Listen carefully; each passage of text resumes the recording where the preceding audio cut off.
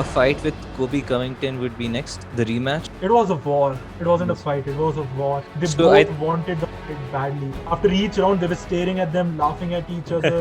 Like, you want to come and get it? Come and get it. It's right here. it's likely that Kamaru would face Kobe in a rematch, so can't wait for that.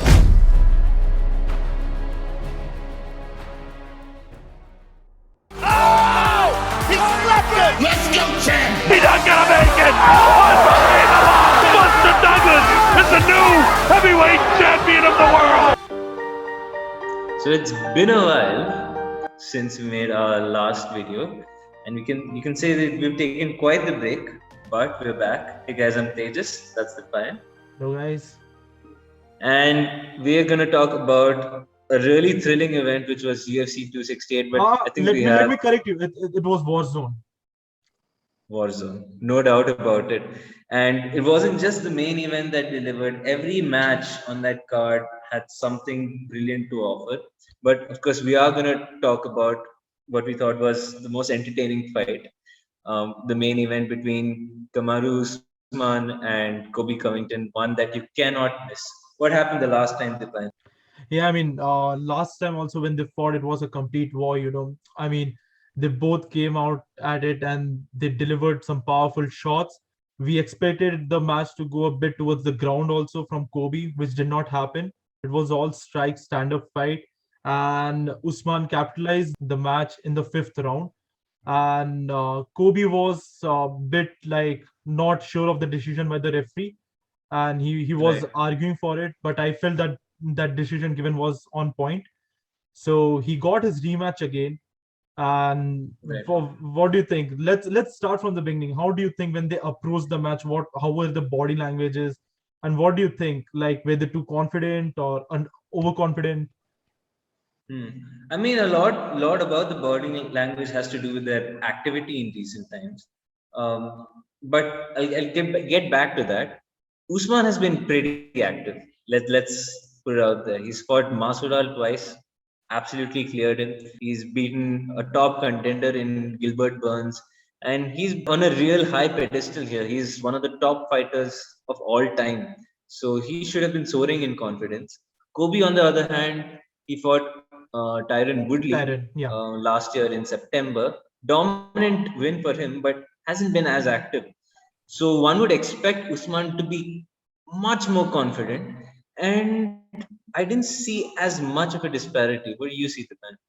I mean, let's start with Usman. When he was getting inside the ring, his walk, he looked like he was trying to distract himself from the pressure. He was showing some moves. He was looking here and there.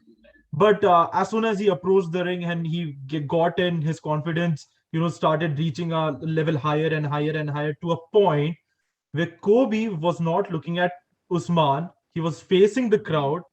Usman comes behind him, and he's like this. Like, he was literally so close that all the guards had to come in between, and Kobe did not see Right, it. right. Security Kobe had to didn't come. want to make eye contact with Usman at that point. And do you think was that the reason Kobe started slow? It's possible. It was very clear that the body language was different from the first fight, and even for Usman, for that matter. I think for the first fight, both fighters didn't really know what they were gearing up for. But for this fight, Usman and Kobe knew they were in for a tough one. But it seemed to take more out of Kobe in the first two rounds because he started slow, really slow. He started very slow, and we saw like, okay, first round we could give it to Usman. There was not much of action, but the second round, Usman knocked down Kobe twice. And I guess after he got up from that, his coach must have told something to Kobe, that you really need to get in, show who you are.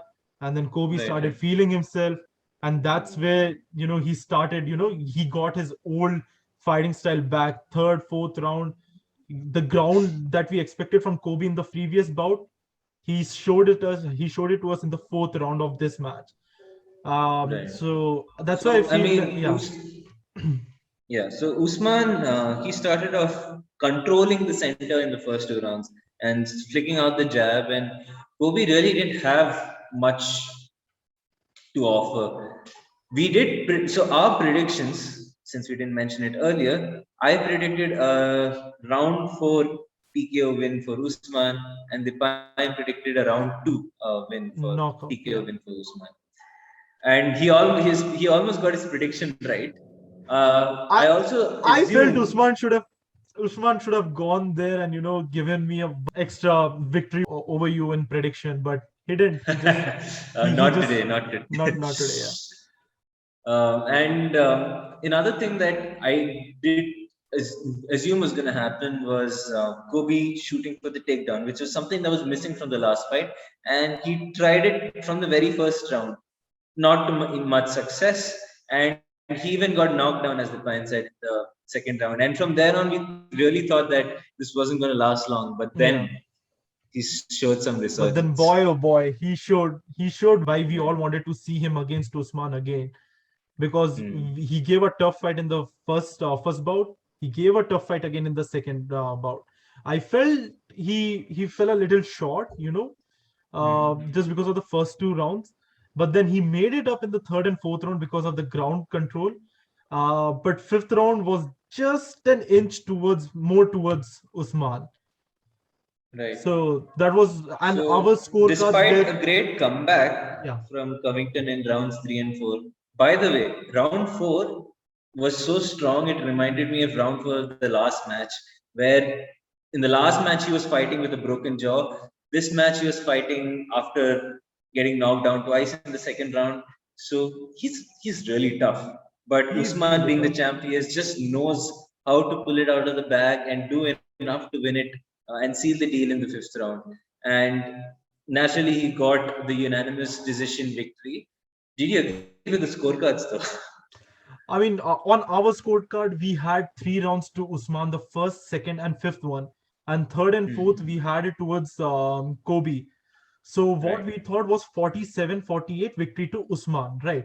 And 2 of the judges got it right, the first and second one. But I feel the third judge, he just gave 1 round to Kobe. And I mostly think it was the 4th round that he gave to Kobe because of the ground fight. So he scored it 46 and 49. Right. So it was odd, and it's something that we'll also come to later when we discuss the co-main event. But you just see scores being coming out like that, and it's not impressive, not at that level. Now that actually brings us to a point, like Usman has defeated Masvidal twice. He has defeated Kobe twice. Does he have a future opponent? The thing is, he has cleared out his division. I think he has beaten every significant top contender in the welterweight division. He is now 15-0 in the UFC, 1 away from tying Anderson Silva's winning streak record. The anime dude. Pound for pound number 1, 5th title defense. Yeah, he's really reaching another level. He's reaching the conversation of GOAT status, the greatest of all time. And the more he reaches up to that status, I feel equally bad for Kobe. He's a really, really good fighter. He has a heart of a soldier, and he goes to a war with a broken jaw, and he stayed till the 5th round in the first bout. He started bleeding from everywhere towards his eye in the second bout, and still continued. And then there was an eye poke also, if I'm not wrong. Not a legitimate. It was just in the action. Accidental, and then he still continued it. So I always think like he's always gonna be known as the number 2, just because of Usman. But he has a really good record. I think 16-3, right? Yeah, he has 3 losses now. Only 2 of them coming 2 recent from losses are to Usman. Right. I mean, I think Dana White, president of the UFC, put it best. He said that if Usman wasn't here, Kobe would be champ. And definitely. Even with Usman here, he's given us 2 brilliant fights. What do you think of this fight overall? This is another one for the history books, right? It's definitely, the first match gave me goosebumps. The second match gave me goosebumps. I love seeing these type of main cards. These guys are that good. And I never thought I would see it, but there was a show of respect at the end. Were you They, surprised? to be frank, I saw the respect coming from the third round end when they both started looking at each other and they were smiling back at each other. That's Yeah. when the respect started reaching, to another level. And after the Hmm. finish, I thought that just because it was a judge's scorecard win and not a KO, they had much more respect for each other. And Usman knows that if anyone has pushed him to its limits, it's Kobe. So Hmm. we have to give credits to Kobe, and No, no doubt. we would love to see him fight even more. Being more active is the key for him. I mean, if Being more he active. comes once in a year, shows a great performance like this, and then goes off. If this dude continues to perform like 3 to 4 times in a year, he will be really really good. And I think I've saved this really nice question for the end. Is this the end of the chapter between Kobe and Usman, or do you think there's more to say? I think there's just more to see. It's Right? never enough. It's never enough to see Never these two enough. men They're fight. just too good. And I remember saying during the match, I'm like, I being we so a little bit of background check. We used to love WWE. So when these two Oh, fought, and I was like, Tejas, imagine a tag team fight with these two being in the same team.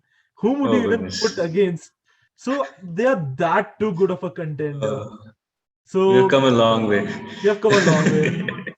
So I really want to see them fight again. It's just that there's no one else who can put up a show like that in this division anymore. Yeah, that's So true. But what a main event! It truly delivered. And another now moving on to the main event, which we were really looking forward to, and we kind of called the rematch as well. Here's the clip. That leaves us with Zhang's future. Do you think she should get a rematch immediately? I feel she should get, but I think 1 or 2 match before the title shot or before the rematch should be better for Zhang. She can obviously get the rematch. I mean, there's nothing wrong with that. She deserves a shot. She's been dominant for so She long. definitely deserves a shot. I mean, she not getting a shot makes no sense. She has an Plus, excellent MMA record as well. So yeah, no reason for her not to get her chance. And we expected another cracker of a fight this time around as well. The last time was a big surprise. We all thought that Zhang Weili was going to win, right? yeah, I mean that head kick came out of a surprise, and she surprised Zhang Weili as well.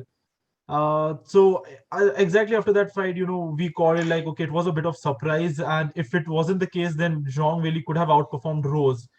So we excitedly wanted to see another match between these two straight away.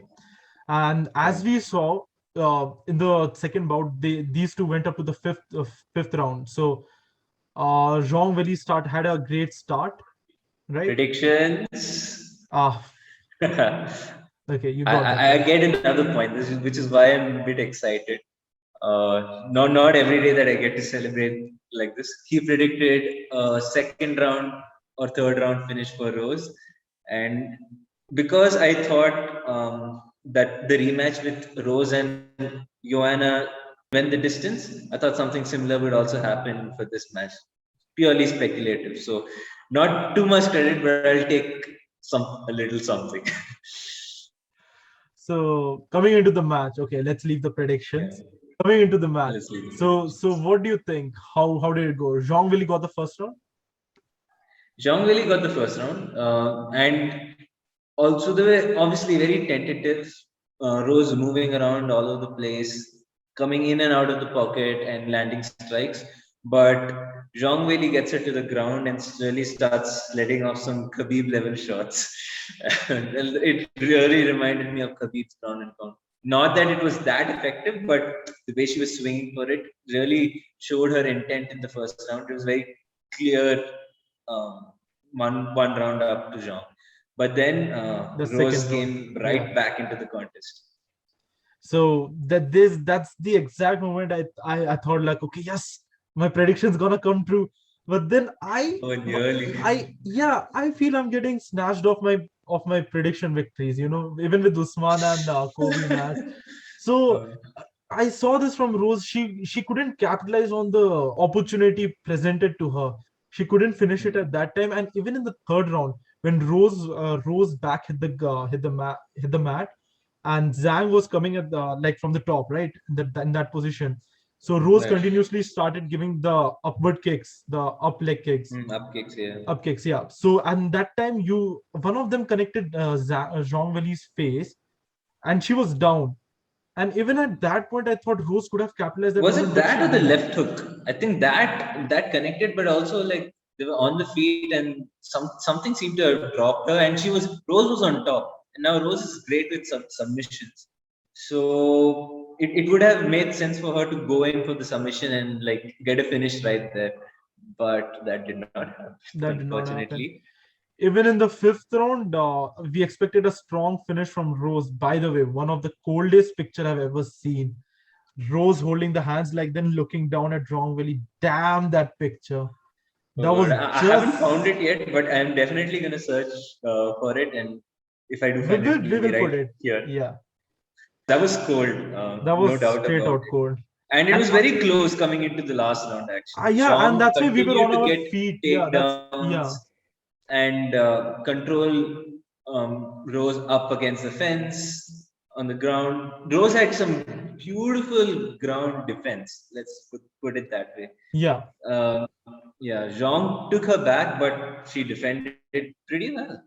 Yeah, and we thought Zhang Wei's strongest point was the ground and pound and all those, Khabib stuffs. But no, Rose outperformed her in her own game. So credits to her. And again, coming to the scorecards, same judge. I mean, before the scorecards, let's just what do you think of that fifth round? Because we both wanted a definite end to it because it was that close. I could have scored it a draw if I'm being honest. So that's what I And was coming Rose to just before. controls her on the ground, so we know it's going to be her round and perhaps her match. But I didn't find that very impressive. So that's what I was coming on to before. Like we were on top of our feet when she was on top of Zhang Wei. We thought, just go for it. You can't leave this to judges anymore. Just go for the finish. Right. She didn't even feel like she wanted to, punch Zhang Wei at that point. She was like, okay, if I keep this ground control, I'm gonna get the scores from judges. So she should have finished it a bit more stronger. But it is what I mean, of course, she is the champ, and it's the challenger's duty to take the belt away from her. But still, it would have been good to see that finishing touch to this match. Still a very competitive match, and then another controversial scorecard. So again, 46-49 against Zhang Wei. I don't think that was a good scorecard. But I mean, that was not a good score from the third judge again. She got the first round that we are sure of. And I think the fourth round, it was the fourth round, I guess. Yes, it was the fourth round. Slight edge towards Zhang Wei. So again, 2 rounds to her. But then the third judge was like, he's like, nope, I'm gonna give it completely straight to Dipayan had a great theory as to how that same scores could have come about for the co-main and main event. Okay, so this is what happened. Okay, so the third judge kept a carbon copy, that black sheet or the blue sheet that comes so that you can copy the. So it's just like trace the. So he's just like, anyways, it's the same coach for both the team. So he's like, okay, Rose got a 46-49. He just put it behind, slid it back, and then Usman got the same scores. Oh boy. Oh yeah, it was. Yeah, we just hope that sometimes the scores reflect. And hey guys, how the match it's all out. fun. It's all fun. Okay, so don't worry. No one's gonna go out there chasing you. That's the hope. That's the hope. That's the hope. But yeah, another entertaining match, and although that was entertaining, it was not quite anything like what we're going to talk about next, which was not right up there in the main, like in the later matches. We're going to skip matches involving Marlon Vera. And there's a reason to why I'm laughing. So we'll get that out straight. Don't worry, we have chosen a very specific We're just going to talk about Justin Gaethje versus Michael Chandler. No. We are going to talk about Justin Gaethje versus a zombie. Oh no. Something for the third round. Come on. We will get to that in a moment. And I think it's off of this fight that we can actually call it war zone. Not that the other fights weren't impressive in their own right, but this was a war. This was a war. Yeah. Predictions again. So Justin Gaethje was, so this time he got the prediction completely right. So it's a 2-1 right now. Oh, no. I didn't get the prediction right. I just got You the got winner the right. winner right. I didn't even get the winner right. So that's a loss. I'll take an L. From now on, we're just gonna count like very specific predictions. We can be happy that we got the winner right, but if a prediction's a prediction, you just gotta nail it or it doesn't count. So the plan predicted that Chandler would win by second round knockout. I predicted that Gaethje would win by second round knockout because they're so explosive, both coming off of losses in their last matches, and they really need this fight to stay on top in a very active and talented lightweight UFC division. And for a second, it looked like your boy Chandler was gonna get it in round 1. So I mean, Gaethje did the right things. He landed a couple of good shots. I think he knocked also Chandler. He shook him well. So that's all I'm gonna say. That was I mean, but you already. I thought you were gonna talk about how you got your predictions right with what type of shots they were gonna land, because both fighters started with a low stance. Yeah, for someone like me who has been into active, fightings, like sports fighting, let's be honest, and then who's been looking at various type of fighting clips. So I called it at the very beginning that their heads were steeping low. So I called two of the greatest move that could be a flying knee and the uppercut. The first thing we see, flying knee, bang on. The second thing we see, uppercut. So and what really like struck me was like in the match where we saw Justin Gaethje versus Khabib. Justin Gaethje used really good leg kicks, right? If you remember. But in the Chandler versus Justin Gaethje match, Chandler used the leg kicks on Gaethje up to a point. Although Gaethje also landed some of his own, it seemed like Chandler was really letting loose with some good leg kicks there. Yeah, and they're both such dynamic fighters that you don't know who's going to last and for how long, who's going to get knocked out. But I almost got my prediction right in round 2 when Justin lands this uppercut from hell and knocks down Chandler. And I really thought if he had built a submission game, he could have taken the back. And I don't know how Chandler survived. Good on him. He's a really tough, talented fighter. He's a zombie. I don't know what happened in the third round though. I see. Okay, so here's what we were referring to when we use the term zombie. 5 minutes last round. Okay, let's say as a fighter, I know I have given up 2 rounds, and the only possible way for me to make a comeback is straight off attack, and just go for the attack. Anyways, I'm losing, so I'll go for the attack, and if anything good connects, I can knock out the opponent, or at least get his back or something for submission. This man had something else. He goes in straight. He starts laughing, eats punch, and he's like, come at me again. Eats punch again. And I'm like, oh boy, did I root for this guy in my predictions? And then in the last 15 seconds, this man starts punching again. I'm like, what the hell, dude? You just wasted like 4 minutes, 45 seconds. And in the last 15 seconds, you are like, come on, I'm going to outperform you. So I was really like shocked. And we both were laughing at that point when I used the term, he's like a zombie now. And we like, what, we'll put that in the video. So yeah, I mean, it was strange for someone who was competing so well in the first 2 rounds. Both of us feel that he really let it slip go. He just left the match in Gaethje's hands because Gaethje was landing in the 3rd round, and Chandler, although he's the tough guy, he's just eating unnecessary shots. These weren't shots that were landing.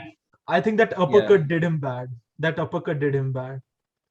Yeah, I mean, Dana sent them both to the hospital. When you're in the war of that magnitude, I guess things are not the same afterwards. Teddy Atlas always says that each time you fight, you lose a bit of you in that octagon or ring.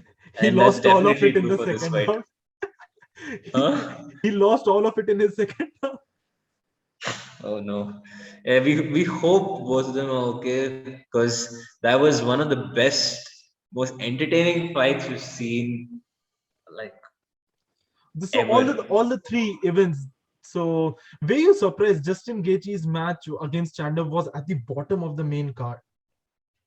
That was surprising, I think the but main reason behind that was to give the other two fights a chance, so that people could see it exactly. and go through Right. it. So that's what I love about UFC. They give equal opportunity to all division, all types of main events, card, That is co-main true. events. Yeah.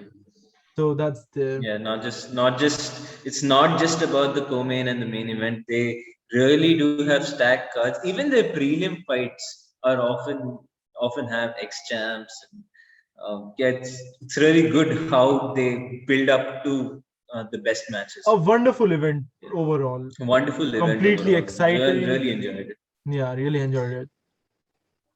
And there was also a boxing match. I don't. Hopefully, we'll make a video Hopefully, we'll about make a video, but there's nothing much to talk about it. Canelo. Not much to talk about it. It's about Canelo, so if we do We make could the just fight, wrap we'll it here, but definitely let you we know will about make another video. We could just wrap it in here since the video is already so long. Timestamps will be it. below And down. let's keep that Yeah. boxing and UFC thing separate, because he's a great in his own right and he deserves his own video. But yeah, that's all we have for this brilliant event, which we thoroughly enjoyed, and we're back after a long time. Had a lot of See you after a long time again. Hey, don't say that. Hopefully, we remain active, because there are some brilliant matches yet to come in this year 2021, and we will see you next time. Hopefully, it'll be pretty soon. And until later, see you guys. See you guys. Yeah, I'm free falling, I'ma keep on falling for you.